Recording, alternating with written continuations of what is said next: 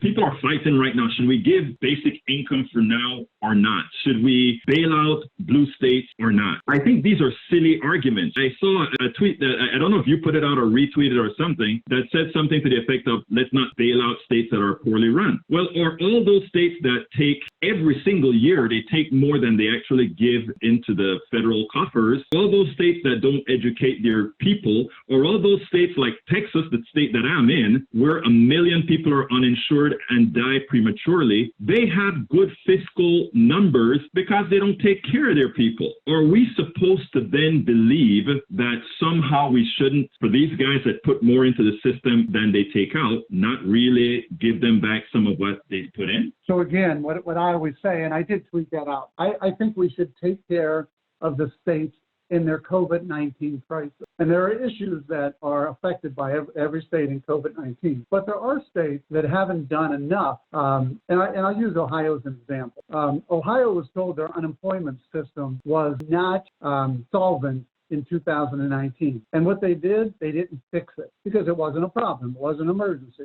It was only funded about 30% of what it needed. So now they go into COVID-19, and now their unemployment system is a mess in Ohio, and they're probably going to be insolvent. Should federal dollars go to Ohio, and again, that's my state, to fix an unemployment problem that they should have fixed on their own, or should it go to Ohio to fix a COVID-19 problem? That's where I look at it. Philosophical differences. We are Americans. I say yes.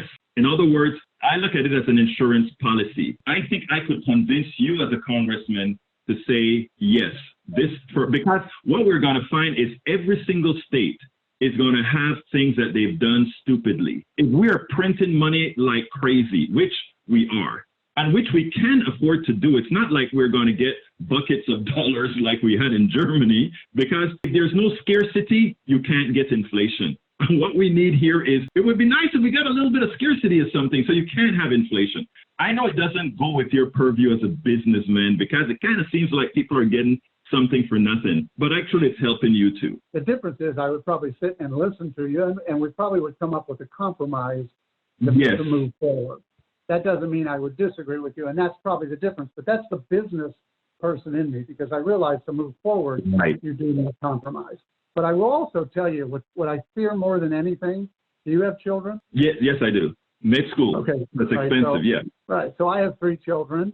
I don't have a grandchild yet, but who's going to pay for all this?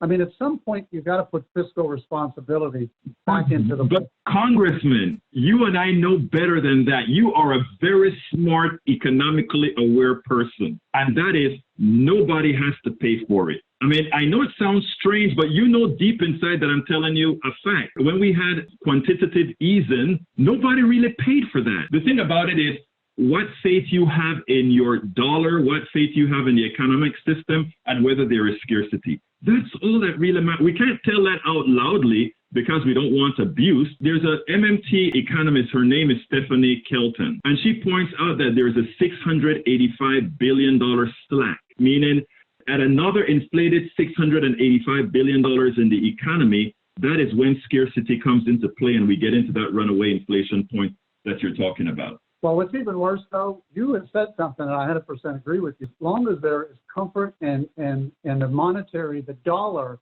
is what people look at as strength, we're fine.